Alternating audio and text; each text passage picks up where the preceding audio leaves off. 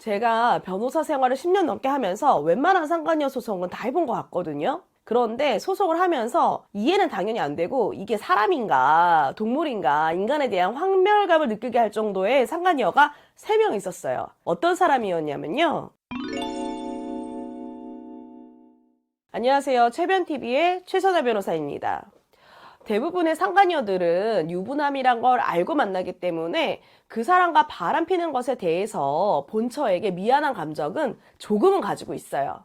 하지만 그 중에서는 간혹 미안함은커녕 오히려 보통 사람의 그 상식으로는 이해할 수 없는 행동을 하는 상간녀들이 있습니다. 제가 변호사가 된 지 10년이 넘었지만 도저히 이해할 수도 없고 이해하고 싶지도 않은, 그래서 인간에 대한 환멸감을 느끼게 할 정도의 상간녀가 3명 정도 있었어요. 여러분들도 아마 이 상간녀가 어느 정도였는지 들으면 정말 깜짝 놀라실 겁니다.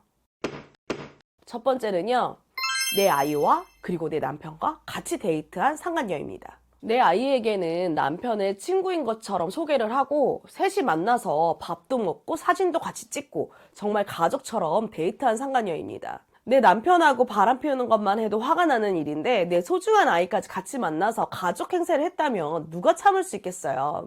이 얘기를 하면서 눈물 흘리는 의뢰인을 보니까 제가 더 화가 나더라고요.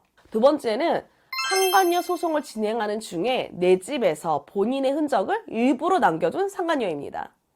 이혼 소송을 하면 일단 배우자와 마주치기가 불편하니까 잠깐이라도 집을 나오잖아요. 그런데 이 부부가 합의를 해서 아이 학교 생활을 위해 이혼 소송 중에 기숙사에서 주로 거주하는 남편이 집을 나가고 의뢰인과 자녀가 다시 집으로 들어오기로 했는데 집에 들어오니까 황당한 일이 벌어졌습니다. 떡하니 상간녀의 흔적이 남아있었던 거죠. 그 집에 상간녀의 화장품도 있고 냉장고 반찬 포스트잇에는 먹고 힘내 같은 메모 같은 걸 남겨두고 말이죠. 이미 상간자 소송을 하고 있는데도 내가 살던 집까지 찾아와서 일부러 계속 불륜 행위를 하고 있다는 흔적을 남긴 상간녀예요. 아무리 막장이라도 소송 중에는 자제하는 게 대부분인데 이 상간녀는 오히려 본처를 열받게 해서 안달이었던 거죠. 세 번째, 바로 바람피고 있는 남성의 아내, 제 의뢰분께 본인과 관계하는 사진을 찍어서 문자로 보낸 상간녀입니다. 제 의뢰인의 연락처는 또 어떻게 알았냐? 상간녀가 직접 의뢰인의 집으로 찾아와서 곧 이 근처로 이사를 올 거라면서 앞으로 잘 지내보자고 연락처를 받아간 거예요. 그리고 나서 일주일도 지나지 않아서 셀카로 다 벗고 관계하는 사진을 문자로 띡 보낸 거죠. 진짜 상담할 때부터 이 여자가 이혼시키려고 작정을 했구나. 둘이 만난 지 몇 년이 지나도 남자가 이혼 안 하고 있으니까 이혼시키고 결혼하고 싶어서 이 난리를 떠는구나, 이렇게 생각을 했거든요. 여러분이 딱 들어봐도 싱글이어서 돌싱이어서 이혼시키고 싶어 하는 것 같지 않으세요? 그런데 소송 진행하면서 정말 황당했던 게 이 여자가 유부녀였다는 거예요. 제 변호사 생활의 최악의 상간자는 제 생각에는 처음 불륜 사실을 일부러 자극적인 방법으로 알리고 상간자 소송에서도 반성의 기미 없이 제 의뢰인을 우롱했던 그 유부녀였던 상간녀가 최악이었던 것 같아요.